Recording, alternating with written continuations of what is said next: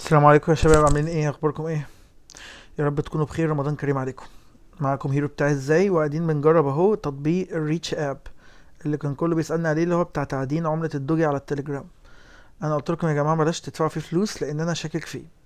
وانا بقول لكم اهو رأيي دلوقتي من قبل ما ابدأ، انا شاكك فيه. مع ان انا وصلت للحد الادنى للسحب. هو كانوا طالبين ان انت لازم توصل في التعدين ل1000 دوجي عشان تقدر تسحب. وكان عندك طريقتين: يا اما تعمل دعوة للاصدقاء كتير فتاخد على كل صديق 1000 عملة ريتش كوين، ولما توصل ل10,000 ريتش كوين تقدر تشتري جهاز تعدين يرفع لك سرعة التعدين، أو إن أنت تشحن على طول ب10 دولار ولا حاجة.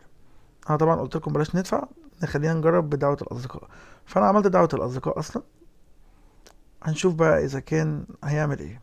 بالإضافة كمان إن أنا عملت المهمات دي، كنت بعملها كل يوم.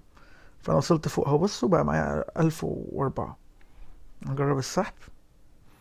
أنا أخدت بس شوية اللي هما 30 سنت ولا 30 ساتوشي دول. تقدر تقول 3 مليون ساتوشي من الدوجي يعني. هنا اهو انا حاطط المحفظه بتاعتي اهي، عنوان الدوجي اهو. والمفروض ان انا هدوس على سحب.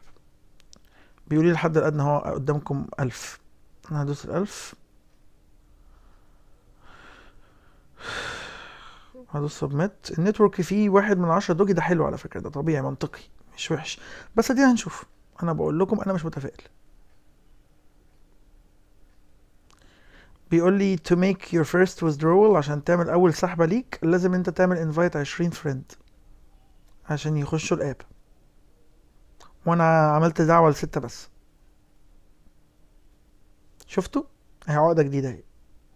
ما لو انها مش بعيده يعني ممكن اجيب ال14 الباقيين بس. بس اديكوا شفتوا. بخلوا بالكم بقى يا جماعه بعد كده.